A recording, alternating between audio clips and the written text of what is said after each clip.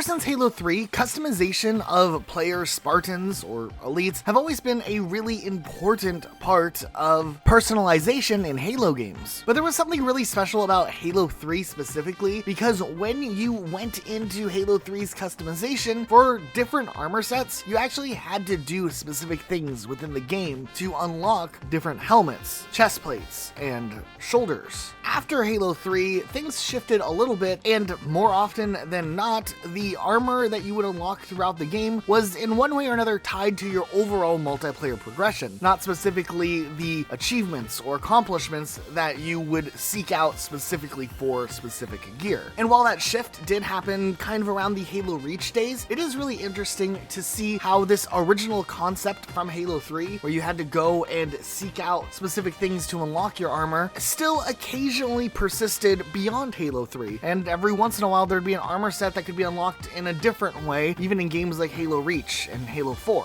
So we thought it'd be interesting to take a look back and remember the days where you could actually unlock armor by just playing the game, rather than having to necessarily unlock armor through it being tied to some sort of progression system. Let's take a closer look at Halo 3. And real quick, just because we're looking at so many different armor permutations, we are going to be using the Master Chief Collection renders that are available in game, just because it lets us see the armor all in one place. But as far as unlocks go, we're talking specifically about the original releases from back in the day and how you had to get the armor in the original Xbox 360 versions of Halo 3, ODST, Reach, 4, and so on. Like for instance, with Halo 3, you started off with 2 different armor permutations that you could choose from. You had the classic Mark 6 armor, or even the new CQB armor, and also if you preferred to play as an elite, you could wear the combat armor or the assault armor, just unlocked by default. Back in the old Halo 3 days though, everything else was unlocked strictly by being able to complete certain accomplishments or achievements. For instance, the EVA set of armor was tied to the campaign itself. If you completed the entire Halo 3 campaign on normal difficulty or higher, you would get the EVA helmet, and if you beat Savo Highway on normal difficulty or higher, and you beat the Arc on normal difficulty on higher, you would also get the chest piece and the shoulders. If you jumped it up and you beat the campaign on legendary difficulty, you would also get the EOD armor set by completing Savo Highway, the Arc, or the entire campaign, giving you the helmet. Hayabusa was one of the most popular armor sets across Halo 3, which was only unlockable by collecting the skulls found in the campaign. If you found 5 of the skulls, you would get the chest piece, 9 of the skulls would get you the shoulder piece, but if you wanted that helmet, you had to go out there and find all 13 skulls hidden throughout the Halo campaign. And that was just a really cool scavenger hunt a lot of players would go on to unlock a piece of armor that they really liked. Something that we really wish would return. It'd be really cool to see armor unlocked for finding secrets in the campaign. One of the harder armor sets to unlock in Halo 3 was the Scout armor, as you had to get various multiplayer achievements to actually unlock all of the pieces. For instance, Mongoose Mowdown, if you wanted those shoulder pieces, was one of the harder achievements to get in Halo 3. You had to run someone over in a ranked free-for-all match in a Mongoose, and that's just kind of harder to do in free-for-all for whatever reason. If you got the Too Close to the Sun achievement, you would then get the chest piece for the Scout armor, which was shooting down a Banshee with a Spartan laser. And then if you wanted that Scout helmet, despite the fact that it kind of looked like a duck, you just had to destroy a vehicle that had 3 or more enemies in it in multiplayer or in the campaign. Then there was the security armor, which was my favorite armor set in all of Halo 3 and still one of my favorite armor sets of all time, where you had to get 1000 gamer score to get the helmet or 750 gamer score to get the shoulders. And when Halo 3 first came out, that essentially meant you had to go and get every single achievement, but as they did DLC updates and other things along the way, there were more achievements to help you get to the 1000 gamer score. But one of the big things about unlocking the security helmet meant that you had to go and find all of those terminals in Halo 3, getting the respective achievements, playing through the game on legendary difficulty, finding all of the skulls, going for some of those classic PAR achievements, and it was just this big checklist of things you had to do, but the security helmet was kind of the payoff, and that was really cool. Halo 3 also had some rank-related armor as well, with the ODST helmet being unlockable once you reached the rank of Private in multiplayer, the Mark V helmet being available upon the rank of Sergeant, and the Rogue helmet being unlockable at the rank of Lieutenant, which was a little bit of a harder rank to actually reach. There was the Katana chest piece, which also was tied to getting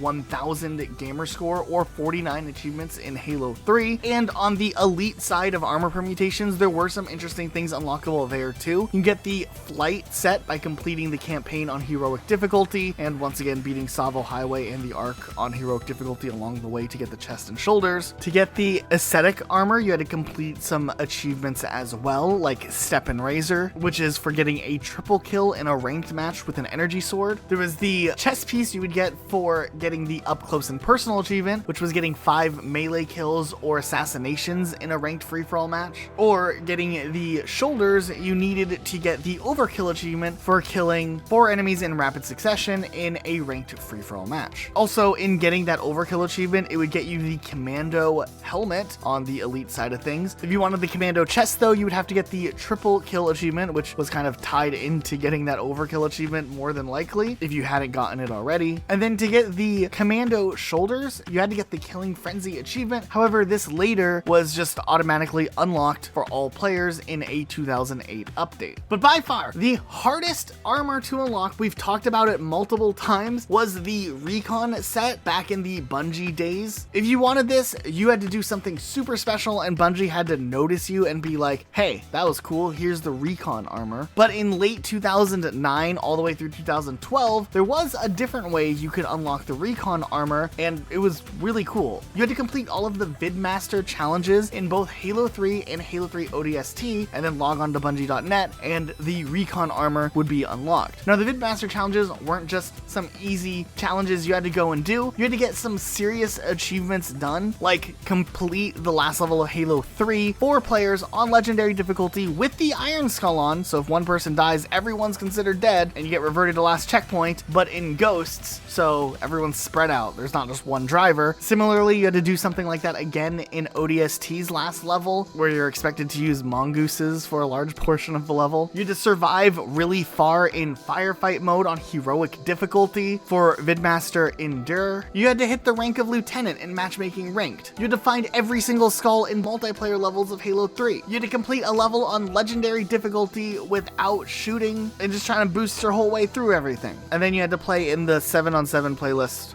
at some point with 7 XP to get the last one. Still, that was a pretty meaty checklist. It wasn't something that a lot of people got back in the day the original way. Later on, 343 just gave out the Recon set to anyone still playing Halo 3, so that was a thing. But still, the legacy of the Vidmaster challenges were something that were really cool all the way back then. Halo 3 ODST did have some unlockable customization for the firefight mode. Specifically, the big one was completing the game on legendary difficulty, which would give you access to playing as Dare in firefight and customize her helmet color, so that was kind of cool. After Halo 3, though, with Halo Reach, they did change things up a little bit in the way that armor was unlocked. You typically would unlock armor by earning credits by playing in mostly multiplayer. There were weekly challenges and daily challenges that you could complete that would help you get credit bonuses, which was tied to your experience points and your overall progression and rank in Halo Reach. And the more you played and the further along you progressed, the more credits you had to buy the different armor permutations you wanted from the in-game credit store. To this day, this is one of the more popular ways of unlocking armor through Halo history, though despite the fact that they changed this, there still were a few armor pieces that stuck closer in line to the traditional sense in how you could unlock armor in, say, Halo 3. In Halo Reach, there were just 2 armor pieces that were actually unlockable away from the credit system that had been introduced in that game. The Military Police Helmet, which was a Halo Waypoint exclusive, which was where you had to reach Waypoint Career Milestone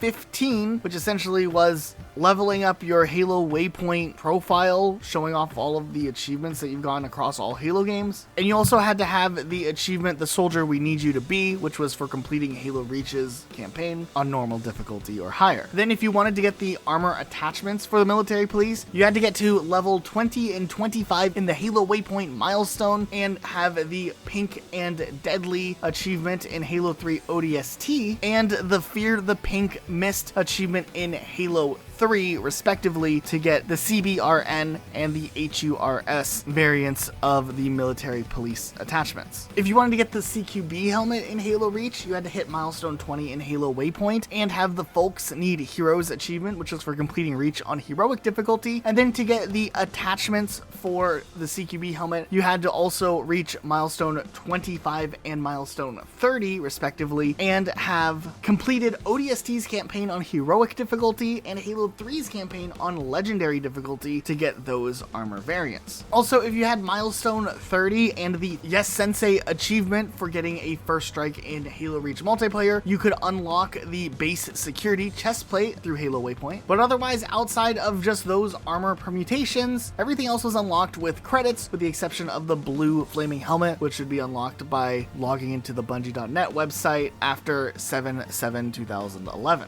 And actually, it's really cool that while there were only a couple of armor pieces that were tied to things outside of the credit system in Halo Reach, it was kind of cool that you could only unlock some of these armor pieces if you had done things in Halo Reach, or it was even cooler if it was one of those achievements that was tied to more games beyond Reach, like having to get needler kills in Halo 3 and Halo 3 ODST, kind of something to show off your longevity and history with the Halo franchise. And while Halo 4 had an overhauled progression system in its multiplayer, unlocking armor was still tied to your main progression line, much like Halo Reach. However, there were a few armor exclusives that you could get by completing different challenges that would pop up within Halo 4 that sometimes weren't even associated with an actual achievement. Now, it's a little bit harder to sort through Halo 4's things because the armor was interesting. There were so many unique armor pieces that were part of exclusive releases and pre-order bundles at various locations, some that I've never even heard of. Like, ooh, you get the Locust armor if you pre-order Halo 4 from mightyape.co.nz or hmv.com.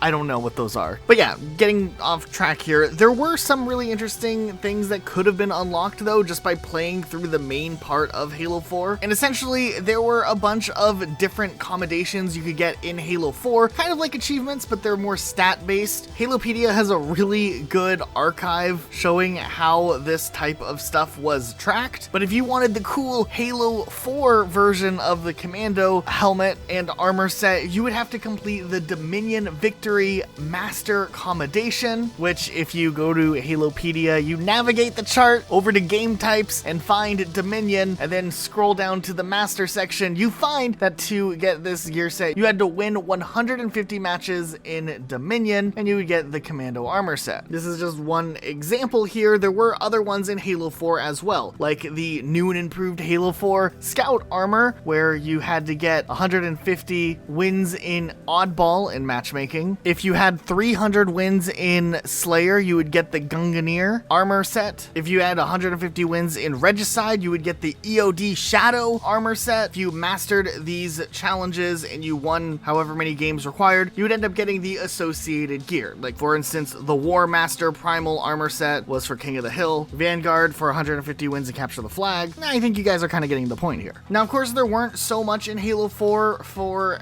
completing the campaign side of things or playing more of the PvE experiences, though if you completed all of the accommodations for completing campaign levels on legendary difficulty, you would unlock the Mark 6 armor set with the legendary visor and the 117 emblem, so at least there was still something there to show off the fact that you did play through the campaign on legendary. There was also a couple of armor permutations you could get by completing all of the weapon commendations in Halo 4, like the Protector Drift armor set. You would get the Enforcer Tribal armor set for getting enough kills with the mounted turret. And then as you went through and you completed all of the weapon commendations for each faction, you would also get special armor sets for them. So for completing all the commendations for the UNSC, you get the Protector armor set. For doing the same with the Covenant, you would get the Recon Surge armor set. And for doing with the Forerunner weapons, you would get the Warrior Matrix armor set. There are also commendations for getting enough kills against very various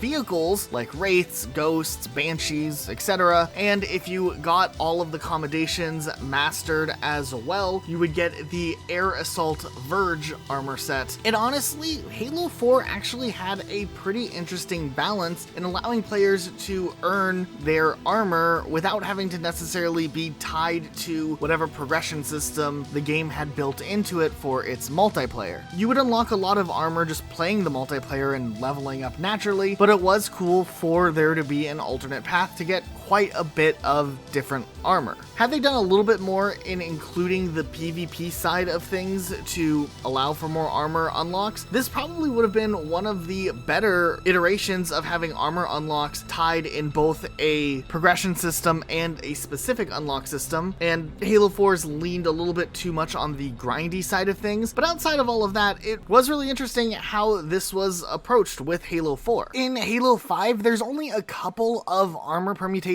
that are unlocked in a different or unique way. One of them is the Achilles helmet and chestplate, which are actually really challenging to get. You have to get your entire Spartan company, get the Spartan company mastery. It essentially was Halo 5's clan system that had a limit of up to 100 players. You had to get this astronomically high amount of kills across your entire clan to eventually unlock the Achilles set. This is one of the most sought after armor sets in Halo 5 Guardians, and up until support of Halo 5 clans ended, was something that was sought after in the LFG section of Xbox for Halo 5, because people were looking to join a clan that was close to getting Achilles so that they could contribute and try to get this stuff unlocked. There were also a couple other armor sets you could get in Halo 5 Guardians through different systems besides just the rec packs and CSR. You could get the Helio Skrill armor set, which was another really popular armor set in the Halo 5 days, as it's armor that is inspired by the Sangheili, which, while we don't get playable elites, you could wear this helmet, and you would get that if you completed all of the campaigns in the Master Chief Collection on Legendary difficulty. Once again, another type of tie-in I really like to see when you get rewarded in a different Halo game for achievements you made in the past, or achievements you haven't gone back and gotten yet. You could get Locke's armor as the Nightfall armor if you watched all 5 episodes of Nightfall, the Halo series that existed back in the day on the Halo channel. I'm sure there was some workarounds back then where you could get it unlocked faster, but yeah, if you can sit through all of Nightfall, there you go. It really wasn't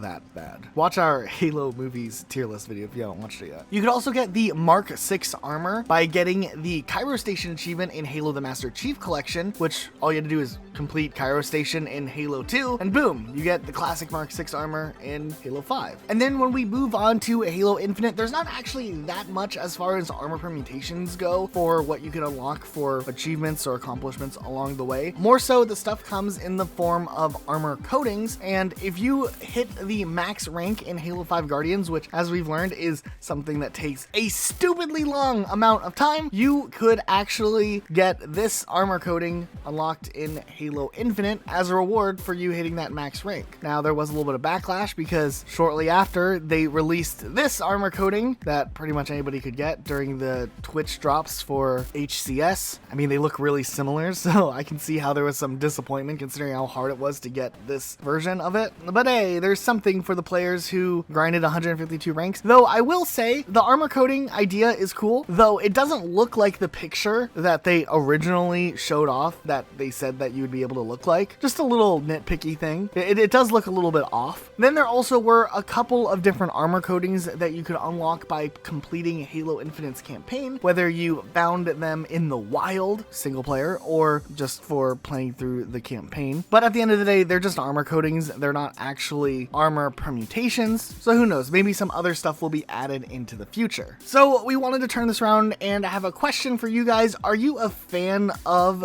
the armor permutations being unlockable through the game itself and having these types of scavenger hunts or quests to go on to unlock armor? Or do you prefer when you're able to just pick and choose choose what armor you get, much like what you could do in Halo Reach with your credits, or what you were able to do with, say, MCC with the Battle Pass, and being able to use Battle Pass tokens to unlock all of the newer armor sets that they added in later on into MCC. We didn't go into too much of MCC details because when MCC first came out, you just had access to all of the armor across the board, and then later on, when they added new armor, they tied that with MCC's Battle Pass, starting with Reach. Let us know what you think in the comments down below, and do you like us talking about the armor from Halo? Kind of a little walk down memory lane. We have a couple other ideas of some interesting topics we'd like to look at, so let us know what you think in the comments if you'd like to see more stuff. I think doing an entire video on some of those pre-order bundles we got back in the day could be pretty interesting too, because some of those are absolutely atrocious. That's it for today. Thanks so much for watching. We'll see you all next time with a brand new video.